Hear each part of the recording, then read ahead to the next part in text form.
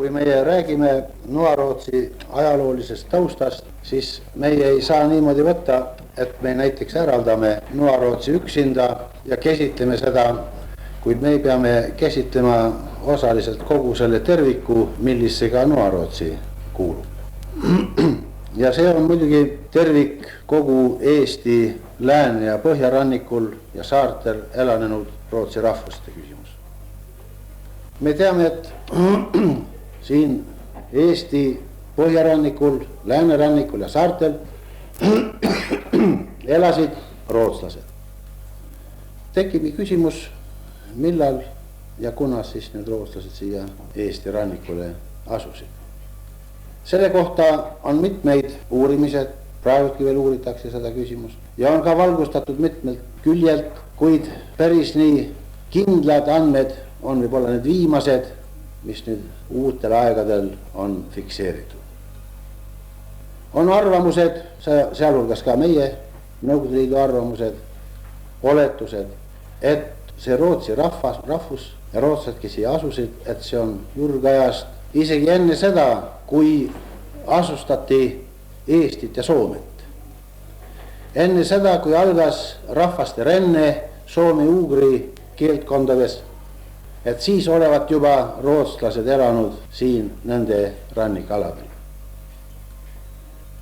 Aga soomlased läksid edasi ja et siis see Rootsi rahvas oleks jäänud nagu maha nendest. Ja siis jälle selle suure inimeste liikumisega, rännetega nihkunud vähehaaval nii ranniku poole.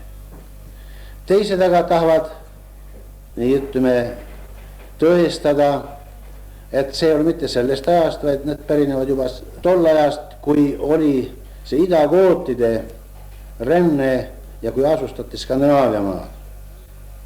Ka see ei pea paika hilisemate uurimiste alusel, kuna ei ole leitud mingisuguseid leide, mis oleks tõestanud, et rootslasi tol ajal oleks elanud siin nende rannikaladel Eestis.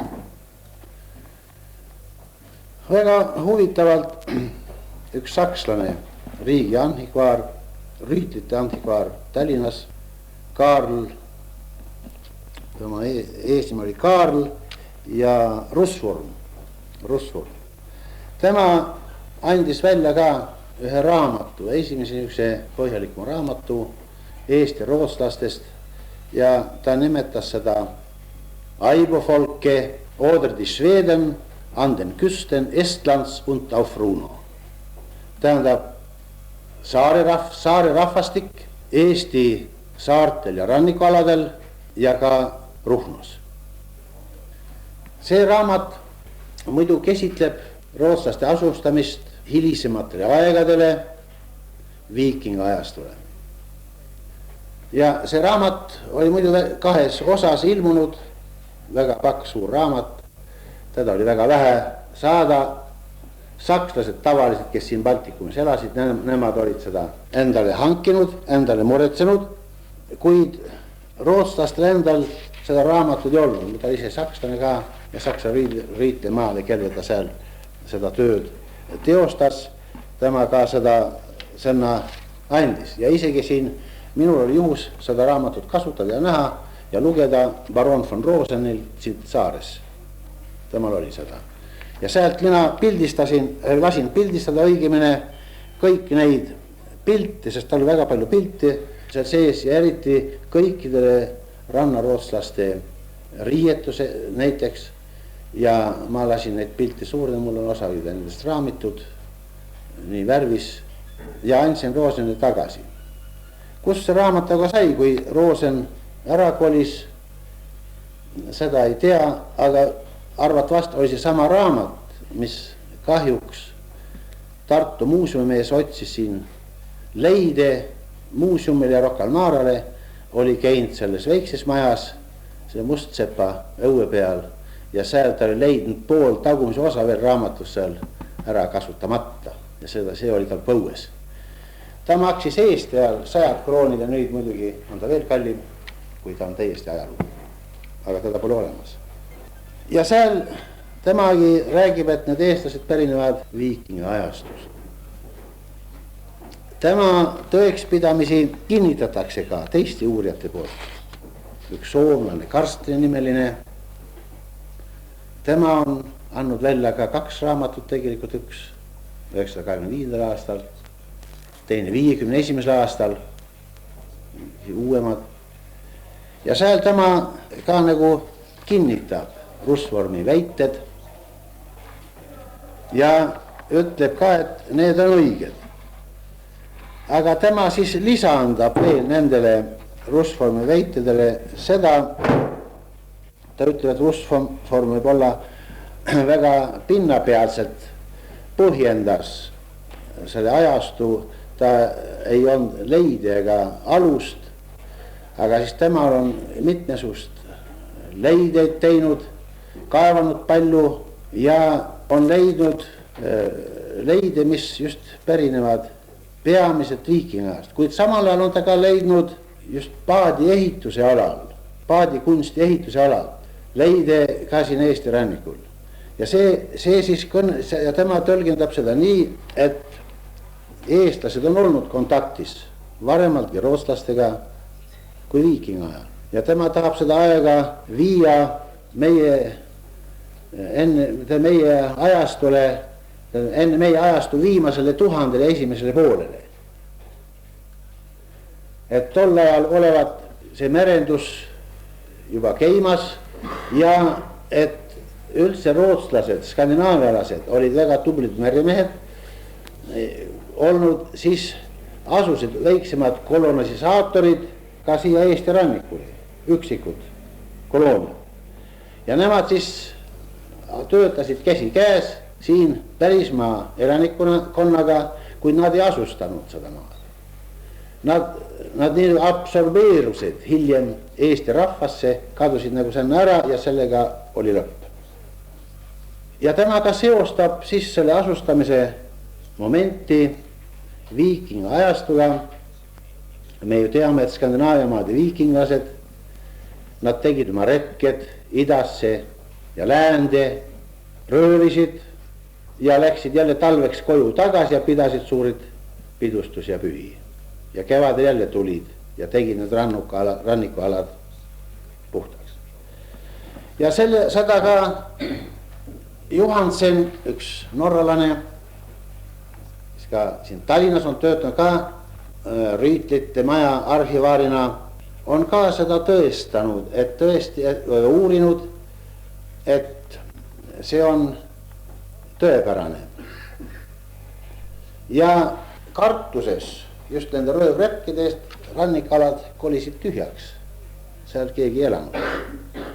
Oli nii nagu, seal ainult päris elanikudel olid omad nii kalandushütid, kus nad sesoonliselt nii käisid ja kalastasid. Nüüd, aga nagu me ajaloost mäletame 1219. aastal, kui taanlased ründasid Eestit, kui Valdemar Seir ehk Valdemar teine, nagu nad nimetavad seda, kutsuvad seda valitsemise nimega, tema 1219 taanlased vallutasid Eesti lääne ja põhjaosa, Tallinna terad, eriti Lasnamäe piirkonda. Ja on ju ka arvamus, mis arvab, et tollest ajast ka pärineb ju Tallinn, Dannebrugen taani keeles. Tähendab, see on Tallinna linnus, Dannebrugen. Ja hiljem siis läks Dannebrugen ja Tallinn. Nii et see nime sellest ajast. Ja samaaegselt ka nemad selle eesmärgil, et nemad tõid ristiusku Eestisse. Tähendab, see oli ristsõjad ja ajastul, kus see vaja ka, ja siin olid siis metslased, kes elasid ja vaja ristiusku nende peale. Ja nemad ka tegid seda, surusid siia ristiusku peale, kristlasteks. Lõuna- ja idapoolsed osad aga Eestist okupeeriti sakslaste poolt. Sealt taanlasi ei olnud. Samaaegselt ka ju Rootsis oli ju see natuke varemalt ka 1200 aastal, 1213, kui ma ei eksi. Kui see ristiusk viidi, ka Taanist tuli, viidi Rootsisse. Ja vot nüüd need väiksed omaette kuningad, kui nii nimetada neid, need viikinglased, kes käisid ja röövisid ja talvel pidutsesid kodu, nad jäid nii nagu kodutuid, sest need Põhjamaad läksid juba ühiste suurte kuningate alla. Ja need mereröövlid, viikinglased ei tahtnud alluda ülemvõimule, vaid nemad otsustas siiski, et parem lasta jalga kas itta või põhja või läände ja seal ise elada ja valitseda nagu omaette järra. Ja sellega nadki põhjendavad seda, siis osa lasksid jalga siia ida suunas, nad on muidu enne juba käinud ju kaugele oma röövretkedega Venemaa sees. Ja osa läksid lõunasse, läände ja asustasid näiteks Islandi saar Gröönimaa, isegi räägitakse nii ja on kaunis kindlad faktid, et nad on ka avastanud aastal 1200 millegagi Ameerikat. Eksid ära Islandis Gröönimaa sõidule ja sattusid Ameerikasse. Tähendab paarsada aastat enne Kolumbust. Üks Leif Eriksoni nimeline. Ja praegust on ka nimed näiteks Prantsusmaa, Normandie, see on Norman, tähendab Norra viikinglane kutsuti Norman. Normandie näiteks ka veel, mis on sest ajast, kui nad asusid sinna elama. Ja siin idas siis nad tulid tühjale maalole, nagu see rannik siin, ja asusid siia ja jäidki siia päris elanikuks. Nii et see aeg siis, asustamise aeg Eesti lääne ja põhja ranniku ja saarte asustamine rootslastega, siis tõenäoliselt pärineb siis viiking ajastust aastad 1200 kuni 1300, kui see asustamine seal oli. Sellel siis, kui see ristiusk siia toodi. Ja me näeme ka, kui me vaatame ajaloos, on ju kõik sest ajast pea, näiteks Noorotsi kirik on ju ehitatud aastal 1300. Sama Vormsi on varem, 1240 näiteks. Ja seal on ka, näiteks Haapsu loss on ka minu andmete näiteks 1240. Ja näiteks Padise klooster on 1210. Ja need on kõik ühes stiilis, see terav kaar, terav võlv kooti stiil. Ja omapärane stiil, need on kaitse all ka praegu. Siin on Noorotsi kirik ja need on just selle ehitusarhitektuuri pärast. Vormsi kirik muidugi ilmus laastatud, seal on midagi vaadata enam. Samuti umbes nagu Noorotsi kabel, see on hilismaaegte ehitus, aga just need on sellest ajast, kui see ristiusk siia tekkis ja kui üldse see rootslane siia asus. Nii et tõenäoliselt siis peaks pidama see, et ei ole olnud siiski mingisugust seost, ei saa seostada viikingaeg ja need juba ürgaegsete olukordadega, millest on püütud seda seostada, et nad päriniksid juba enne Soome ugri rahva liikumise, et nemad juba oleks elanud siin nüüd enne, kui soomlased ja eestlased siia tulid, see ei ole tõenäoline. Nii vanaks üle.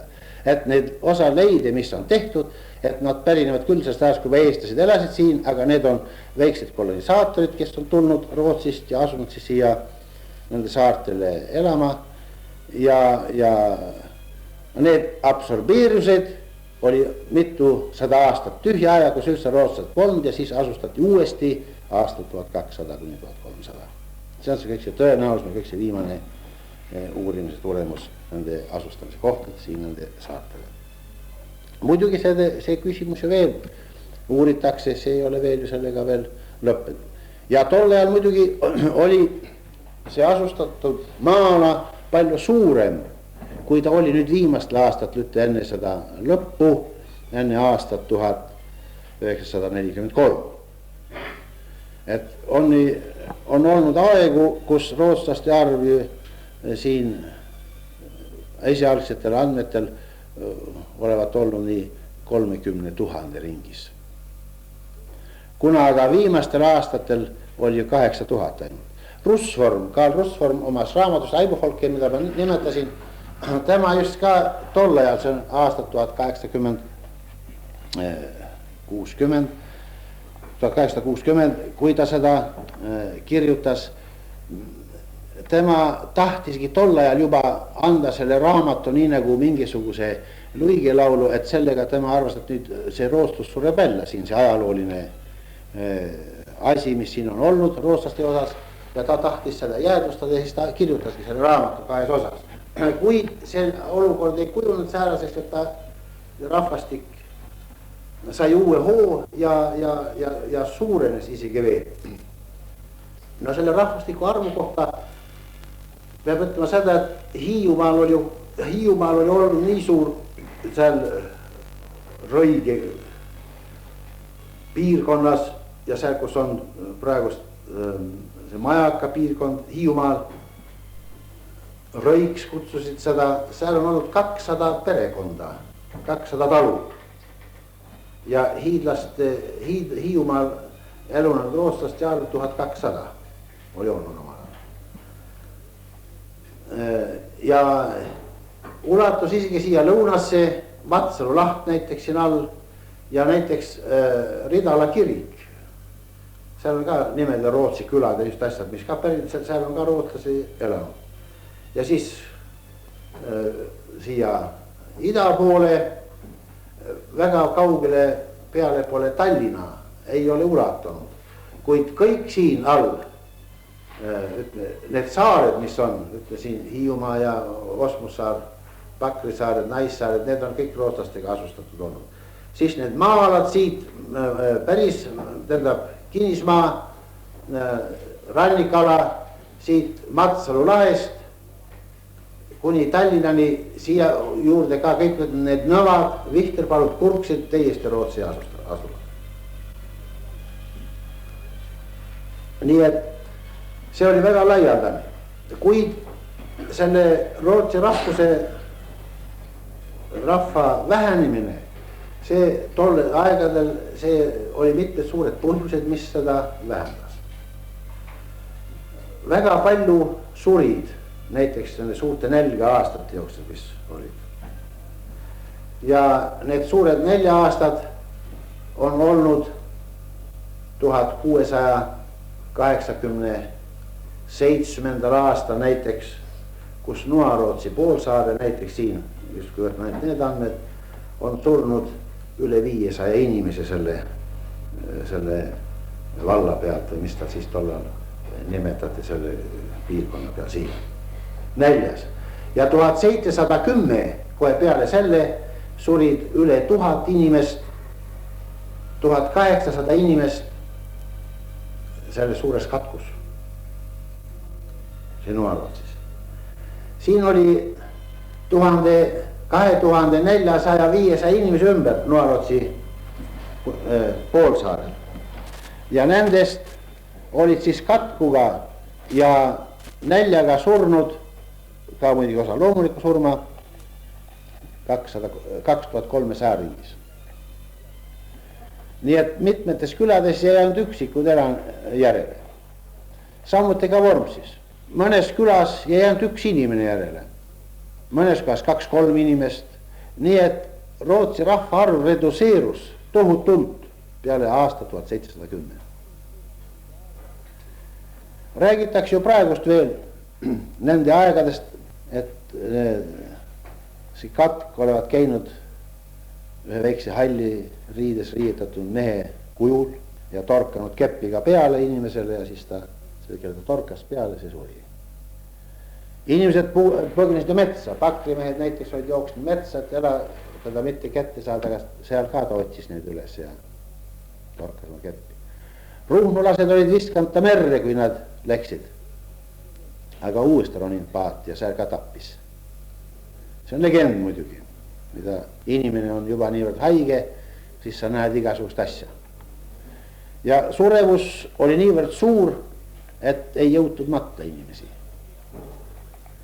Inimesed, vedelised üle maa, kes siis natuke kobedamad olid, püüdsid neid kokku lohistada kraavidesse aukudesse, kus neile siis mulda natuke peale visati. Ja selle järel on ka paljud nimetused veel, näiteks Kapurgiada näiteks, see on kabeli väike aed või niisugune. Kapurbakan näiteks, kabeliküngas. Debakan on surnuküngas. Vot näiteks see küngas, mis ulatab siit, läheb selle kolli juurest, tuleb see küla nõugu juurde, otsene kiriku poole vana surnuajad ja selle nime on Debakan, surnuküngas. Ja selle maeti neid 1710. aastal, katkus surnud ja siin 7-8 aastat tagasi, kui küla nõugu juures hakati ehitama puukuuri, mehed lükkasid labida sisse ja tuli luukere vastu. Ja vaadja mitu luukered. Kohe nii üks 10-15 sentimeetrit mulla all.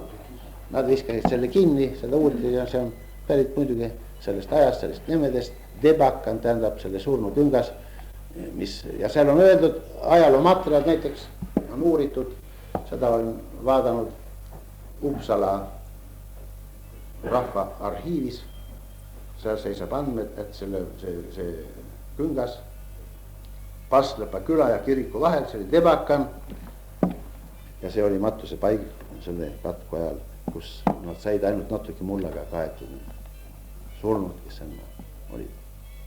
Oli ka üks niisugune arusaama tol ajal, et inimene, et kes neid näljas suri, et see ei ole loomulik surm inimesele ja teda ei tohtivat üldse surnuaeda matta. Neid on ka maetud, tavaliselt senna, kus ta suri, on ka maetud. Niisugused matused. Ja need on ka küllalt, ka sajad, mis on maetud niimoodi. Kuid need alad, just need surmad, kus juba nimi on seal, need Kapurgiada, Kapurbakan ja Debakan, need on juba otse kohe surmaga seotud ja see on otse kohe niisugused vanad matusepaikad, mis pärinevad nende katkude ajastust. No veel teisi raskusi oli siin nende rahvale, kellega siin tegemist on, just selle Rootsi vähemusrahvaga, mis nende ridas ja reduseerus, no see raske elu. Peale selle ristiusu siia toomine muidugi, need valitsejad, iga mees võttis keegi midagi anda, õigused olid väga minimaalsed rahvale ja nad otsisid õigust ikka Rootsi kuninga juures, sest ka Eesti kuulus see osa Rootsi kuninga alla aastad 1561 kuni 1721. See on pikk aeg. Ja Rootsi kuningas andis neile privileegid. Aga Vene tsaar ei tahtnud neid tunnistada alati. Ja oligi, et näiteks 1881. aastal 1781. aastal oli hiidlaste näiteks, Hiiu rootslased nõudsid oma õiguseid, kergendust nendes maksudest või mis nad pidid andma natuuras, pidid andma mõistnikutele. Aga Vene tsaar, see oli Aleksander III ja tema leidis, et oli võitnud türklastelt maad Mustamere ääres, kus ta türklased välja lõi. See on tühi maa ja ta võttis ja saatis nad kõik sinna. Hiiumaa roostad, 1200 inimest, kõik. Ja jalgsi läksid seda maad siit ära, 1200 läksid välja, 563 jõudsid kohal, teised surid keegi. Seal nad lõi väikse Rootsi koloonia Gammal Svensby, vana Rootsi küla. Elas seal all Mustamere ääres. See Rootsi küla kolis seal ametlikult ära 1929. aastal. Ma mäletan, et ma õppisin Rootsis tol ajal. Siis ametliku võimude pabritega likvideeriti ja asustati ümber Gotlandi saarel suurem osas. Nüüd elavad ka mujal seal, kui mul suvel oli võimalus Rootsis külastada, siis ma kohtasin ka mitmed Gammal Svensby puhul, need, kes on tulnud sealt Mustamere äärest ja nüüd asunud saanud Rootsi elama ka maismaale, aga suurem osa on Gotlandi saarel. See oli ka üks suur niisugune löök, mis vähendas rootslaste arvuline koosseis. Ka on teisi, Vene tsaar, muidu võt see venestuspoliitika, mis tuli 1880-1890, kus kõik pidi toimuma vene keeles. Tsaari loosung oli üks maa, üks rahvas ja üks usk. Siis see paljud lasid jalga, läksid Soome, Rootsi, paljud absorbeerusid põhirahvaga, eesti rahvaga ja nõnda edasi. Võib-olla just see keelte küsimus oli üks tõsisem probleem, et üks rahvas peab seilima, siis tal ju peab olema oma keel. Muidu ta seguneb muuga, seguneb rahva enamusega, kus ta elab. Ja siin oligi ka niimoodi. Kui vaatame natukene ajalooliselt hariduse küsimused tol ajal, siis võime öelda, et need olid väga primitiivsed. Me ju teame, et üldist koolikohustust Eestis kehtestati 1860 üle Eestine koolikohustus.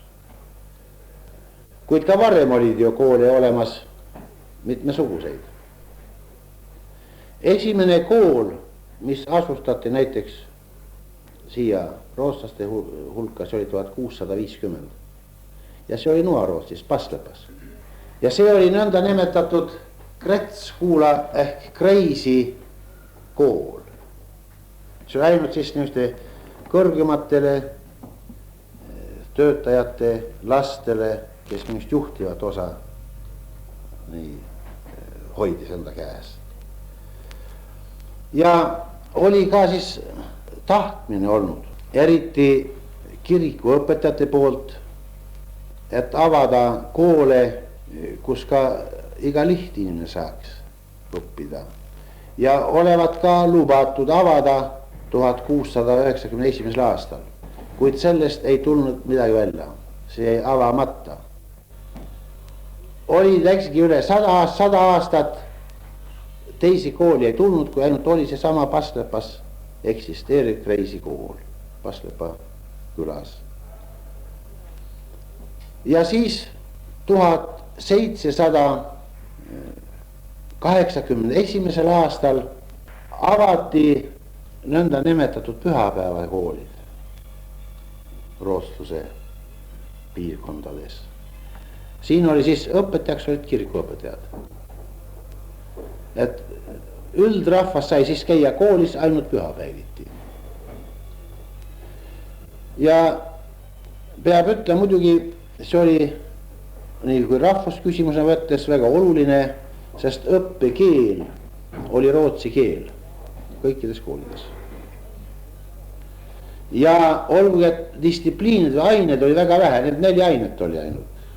Piibellugu, tähendab 1, katekismus 2, kiriku lauluraamat 3 ja matemaatika. Aga kõik toimus rootsi keeles. 1 kord siis nädalas pühapäeval käisid. No õppimistingimused olid väga viletsad.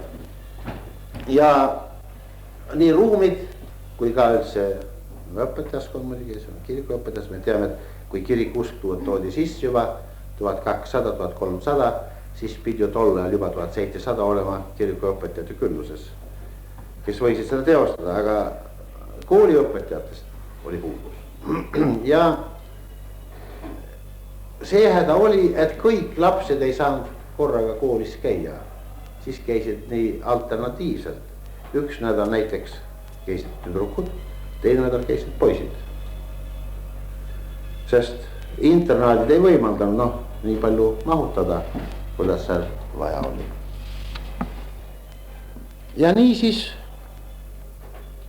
läksid ajad, aga need kirikuõpped hakkasid nõudma, et saaks ikka ka õpetajad Rootsi koolidele, kooliõpetajad.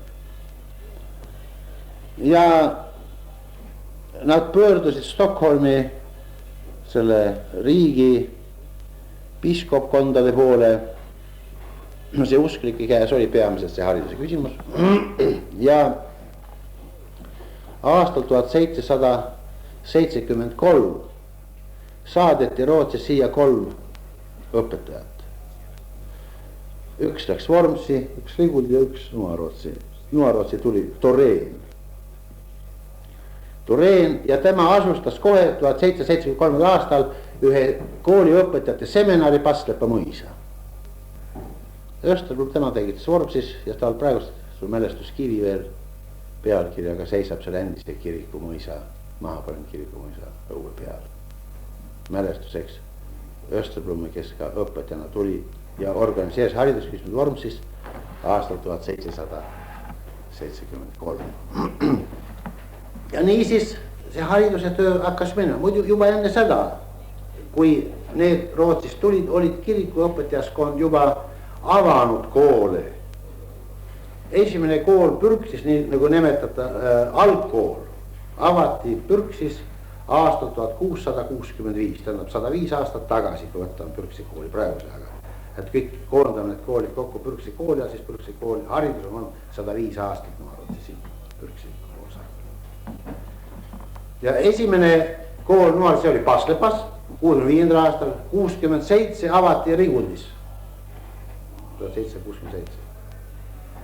1766 Riguldis, 1967 Suttlepa kool.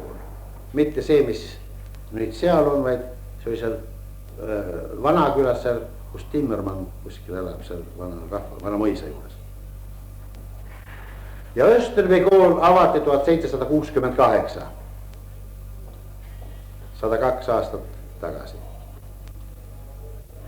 Need dokumendid, mis nüüd siin ka tulime siia Pürksi. Ja see oli seal, see koolimaja, ma mäletan seda koolimaja veel, kui mina siia tulin. Maja oli alles üks pisikene, natuke suurem kui see saun, mis nüüd on ehitatud, see on Österby, see on uue maja juurde. Väike osmik, üks väike aken oli peal. Seal toimus siis esimene kool Österbys 1688. Nüüd aga nii, kuidas siis, kui Tureen asutas õpetajate seminari Paslepa mõisa, see hakkas välja laskma õpetajad, siis avati Rootsi koole, nii kuidas õpetajad jõudsid tulla. Nii et kõikide külades olid Rootsi koolid, alates siit peale, seda kutsuti ka Eiana, Eibofolki siit, tähendab saare rahvas, kõik siit, Hiiumaa ja Saaremaa, Hiiumaa ja Vormsi ja Noarootsi ja Odensholmid ja kõik siit selle rahva juures. Vihterpalus, Nõval, Kurk, siis igal pool olid Rootsi koolid. Peaks veel märkima, et näiteks aastal 1773, kui need Tureen ja Österblomid ja need tulid siia, need lõpetad Rootsis, siis oli rahvastik nende rannikalade saartel 100% rootslased. 100%. Eestis ei ole. Eestil oli kaugmane maa sees. Aga üks parun, näiteks Büssholmis ehk nagu meie nimetame Vööla mõis. Tema 1775. aastal, mis tal pähe järsku läks, ajas kõik rootslased sealt tema mõisa pealt ära. Ja tõi sisse eestlasi Niklase piirkonnast ehk vallast. Ja see on Nigula eesti keeles, Nigula kiriku piirkonnast. Asutas eestlasi sinna Büssholmi, nagu me nimetame, väike Vööla ja suur Vööla ja väike Harga ja suur Harga ja. Nii et eestlased asusid sinna siis 1775. aastast.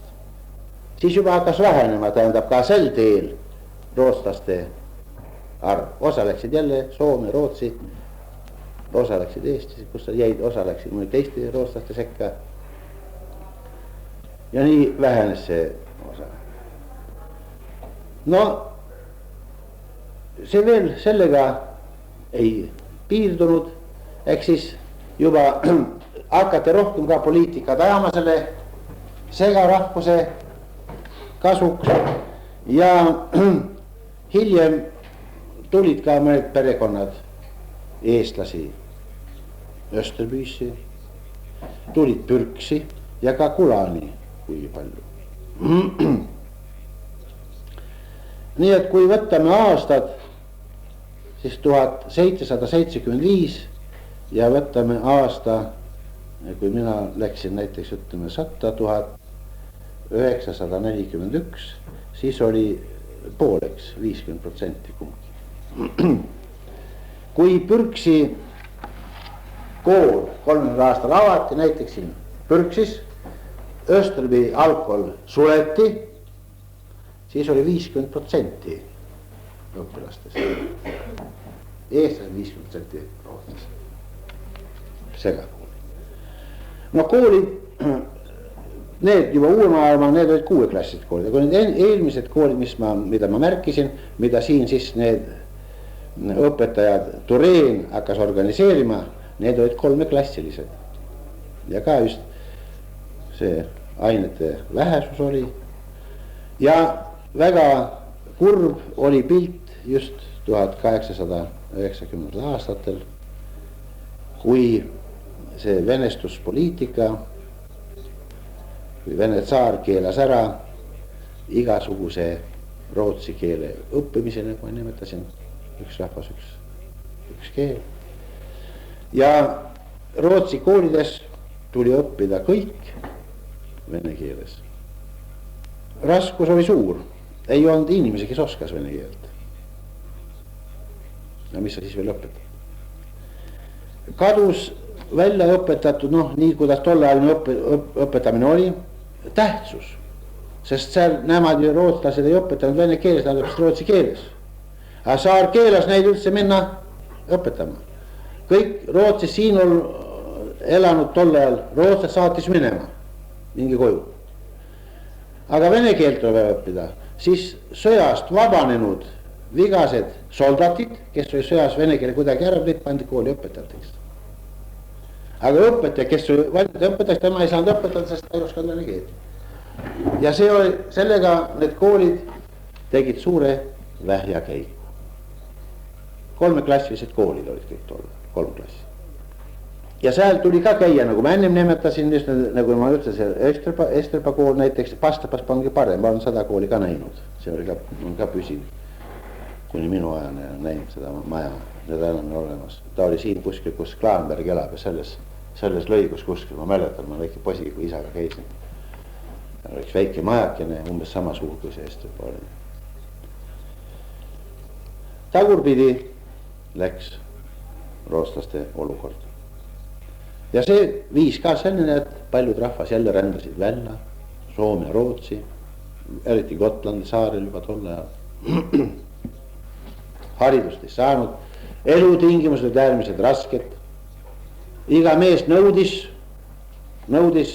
et temale antakse igasugust makse natuuras. Ja kui me vaatame, ma märkisin mõningaid andmeid üles, mida neid nõuti, siis see on tõesti, kui me vaatame tohutu palju, näiteks tuli neil maksta natuuras iga talu pealt 2 tünni rukkist, tündrite mõet oli. 1 tünder või tünder otra, no üks tünd, see on 6 puuda, see on 100 kilo. Ta on 200 kilo rukkist, 100 kilo otra.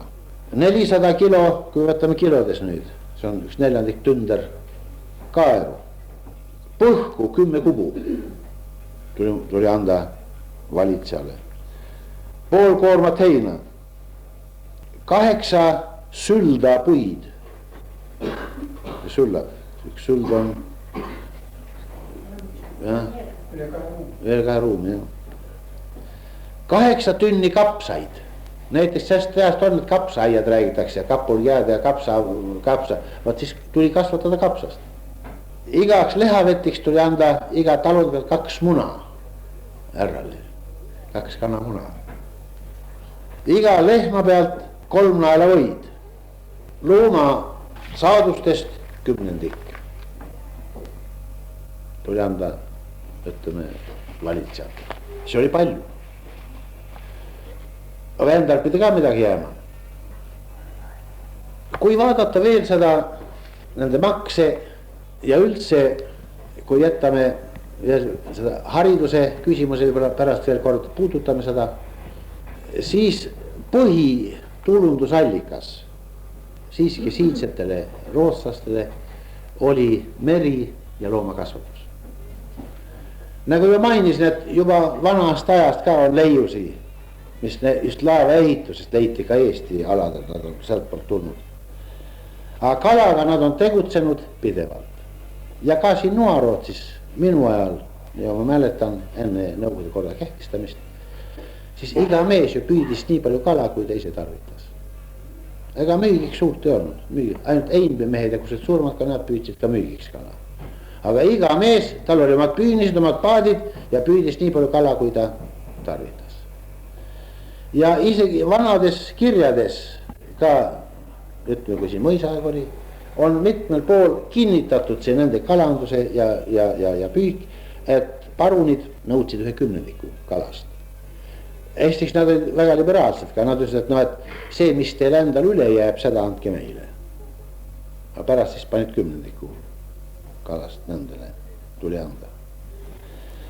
Ja paljud kõneleb ka sellest, et vaadata nagu natukene pehmemalt selle Rootsi rahvaste siin mereäärese saartel kui Eesti rahvale. Sellepärast, et see Rootsi rahvas oli kalamehed ja parunid said kala.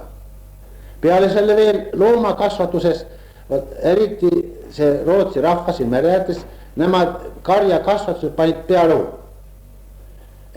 Ja karjakasvatusele, piimandusele, või ja juust. Vot eestlaste hulgas juustu tegemine ei olnud tuntud. Parunid said võid, juustu ja mune ja kala. Mune tavetis lihavetiks. Ja seda, need olid niisugused maiusasjad, mida mujalt ei tulnud ja sellepärast ta lasi neid nii rohkem tegutseda, aga 10 tuli ikka nendest saadustest kõik ikka parunli anda. Ma mäletan seda aega ka, meie maksime näiteks Pakrisaar maksime kloostri ramm.